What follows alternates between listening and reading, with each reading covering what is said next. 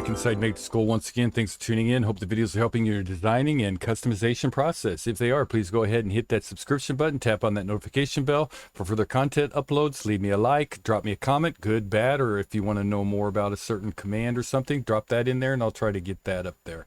Also, leave a like, and if you want to donate some coffee to the cause, down around here there's a super thanks button. You can donate some coffee to the cause if the videos are helping you out. What we're going to talk about today is in our settings menu, and it's going to be head builder, right? And there's different levels for the head builder, which we'll talk about, but I figure if people are wanting to know about 3, or they're wanting level 3 or level 2 or level 4, what each level does, I thought it'd be best just to take them by make one video for level 1, make one video for level 2. That way you're not having to watch the entire video for the longer period of time. You're going to your specific thing. So that's what we're going to do, is we're going to break them up into 4 videos here.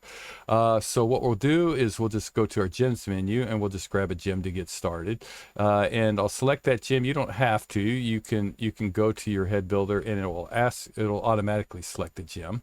Now, as you can see right now, we have it in wireframe, but we can change that to any mode we have, only if you're in you have your dynamic commands set up, preferences set up, where the enable wireframe when the command is running is unchecked. If I check that on, now what it's going to do is it's going to highlight, shade anything with the mode that we choose, but it's not going to change our head. When the dynamic command is activated, if I click off of it, it will change it, but not if we have that command selected, right? So if I go back here and go to edit, you can see it automatically will change it to wireframe, and nothing else will change to wireframe. So you can choose to have this on or off. Okay, I'm going to turn it off.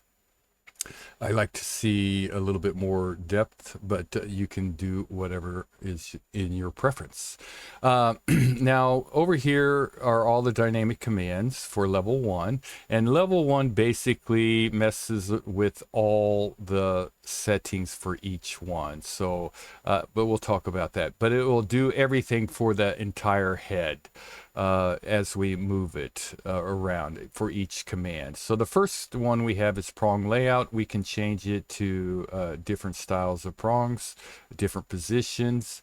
There's all kind of things we can do here. You have a lot of options to be able to mess around with that. So that's what that one is. Wire mode. Now, wire mode is going to just take away our sweeps, right? It'll keep the caps, but it'll just show you the wires for the sweeps. Sometimes you might want to edit these wire sweeps. Of course, it'll break the history. The dynamic command will go away, but maybe there's a reason why you want to just lay out a certain style head and manipulate it a little bit further with the wireframes. Which we'll talk about much later in this series. So that's what that does, and that's wire mode. Both angles. Right now we have just our X. So we have our sliders here. We have our command out here. So you can do it either way, or you can type in a specific distance, right? So if you drag this out, you can see the entire oval is going, it's going symmetrically, right? If you click this off, now you have control over both. So, and it adds a new handle to the Y. So if you watch this one here, if we click it on, it'll take it away. If we click it off, it'll give us both of them, right? So depending on how you want to lay it out.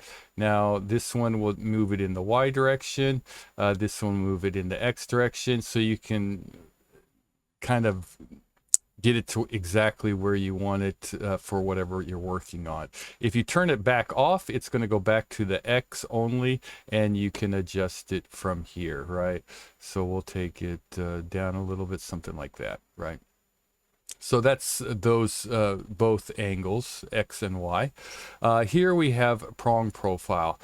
Prong profile this is for our library right here. We can click here and we can get our library, and we can double click on something to get another prong, or we can click here to get our profile library, depending on where you want to go, and double click on something to get a profile. So to our profile library. Now our profile editor, right? So that would be here. Let's drag this over a little bit and let's kind of set this up so we can kind of get an angle where we want to see. So we can adjust the points in our editor to be able to change this head up however we want. So I selected this point and this point. I'm just going to drag that out and I'm going to let go, and you can see it updates automatically. So you can have very quick control over adjusting prongs, and as you can see, it's adjusting all the prongs in the top area and the bottom area together, right? So maybe you want this one out a little bit more. There's all kind of things you can do in here, right? Now, if you just want to use it for this head that you're designing right now, you just click here and it will you'll just be able to keep on moving and adjusting everything else, right? If you click this one, you can save it to your profile library. So next time you open up your profile library by going to your little icon here, or in this box here, this will be saved as the name that you save it. You just hit OK, and it'll be there for next time you open up your profile library. It'll be saved in your library. And this one again is just for designing this head. Okay, so we'll cancel out of that, and we'll cancel out of that, make it back to the round, right?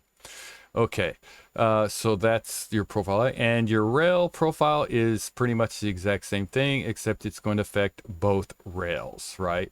So if we go into our rail profile library, we can switch it to something crazy, double click on it, or you can go to the editor and manipulate it, save it for this particular design, or save it to your library after you make the adjustments, just like the other one. Select your prongs, and maybe you want to just delete those for some reason, or maybe you want to delete this one here.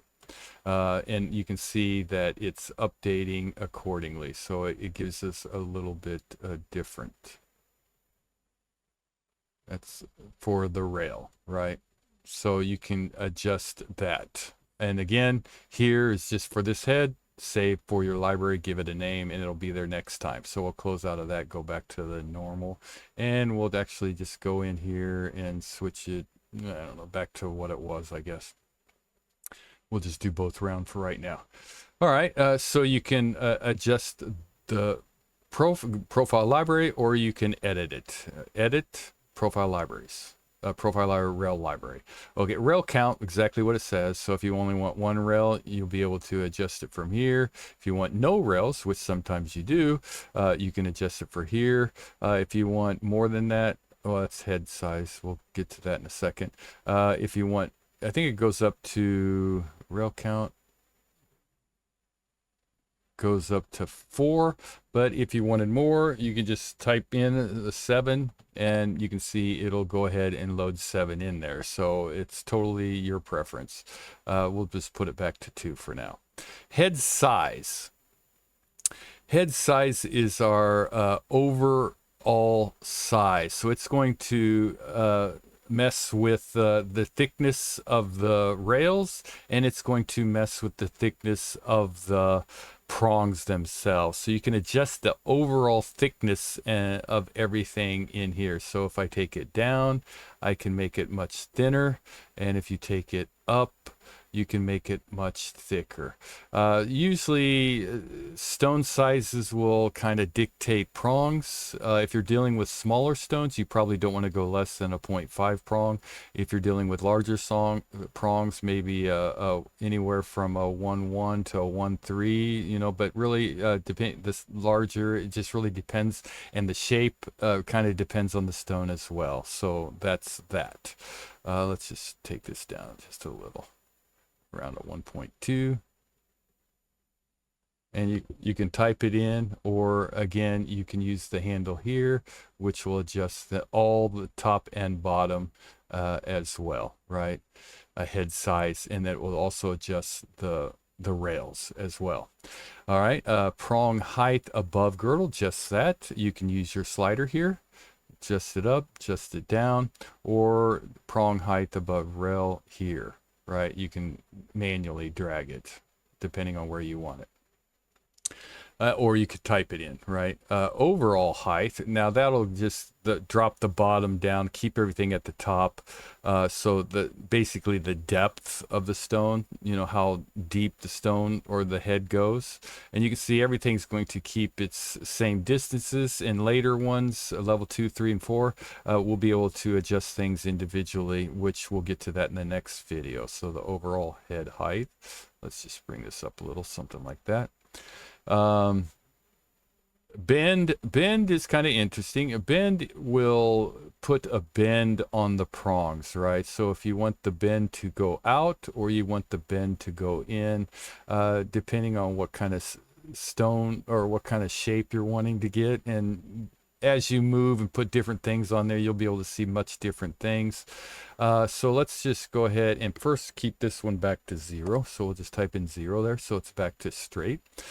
You also have a show base bend angle. If you click on here, you can notice that another rail or another handle will pop out up here. So right, so now we can adjust the base bend location and the base bend angle. It gives us additional 2 additional commands for the bend, right? So where's the, let's see, you'll be able to, I think this is it here. Yeah, base bend location. So right now it's bending from the top.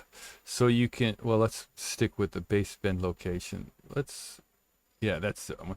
Okay, so this handle here is for the base bend location. Maybe you don't want it to bend from here. You want it to bend more from the middle. And if you hold down shift, you can lock it into, looks like 1 millimeters, or you can type a certain bend location. But now when I bend, if you look at it, or not that one, sorry, let's put this back to 5.0. Now when I bend it, you can see it's kind of bending from that middle area, right? So something like that, or you can bend it back into here. Let's put this one back to 0. Let's go up here. Let's change that bend. Maybe you want the bend from the bottom part of it. So now it's bending more toward the bottom, right? So, and then you can also kind of adjust where you want that bend angle to be at here. All right, so let's go back and just get rid of those for right now. 0 enter and 0 enter. So we're back to, and we'll just turn that off. Okay, now you have 2 other type, prong type and base style. So prong type is automatic, is default. Prong, if you go to profile, it's pretty much the same. I don't really see much difference where it's changing it up. If someone knows more about what that's affecting, go ahead and type that in the comments. I'd really like to know more, because I really don't see any difference when we go from automatic to profile. The other one is pretty cool. It gives you total different look, is your gem offset. So we'll click on that, and you can see now we have very thick, kind of like half channel type stuff, which this look could be pretty cool on many different things, and you still can adjust the height, and it gives you a little bit of adjustment as far as the thickness. And again, it's going to work with all the prongs, right?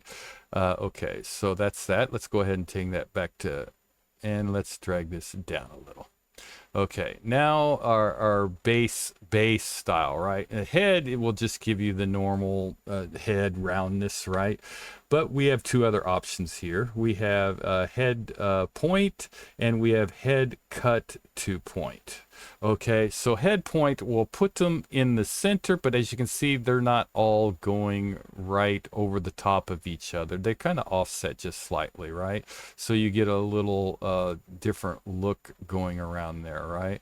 But if you wanted to put the head count 2 point and put it like that, now this is our rail. So if I go up here to my rail and I just click it down to 0, you can see now they're all going right to the center of that culet. Wherever that culet's pointed, it's going right to the center of that. And if I click off of it, you can see now they're kind of all overlapping and intersecting, so you can get different styles like that as well. So we can always just go back to our edit, click on it, and continue manipulating. So that's kind of what that is, right? So I think that wraps up this content for level 1. I don't think I missed anything. Yeah. All right. So hopefully that helps. Please, again, if it's helping you, hit that subscription button, tap on the notification bell, leave me a comment. I'd love to hear from you. Thanks for watching, and we'll move on to level 2. Thanks.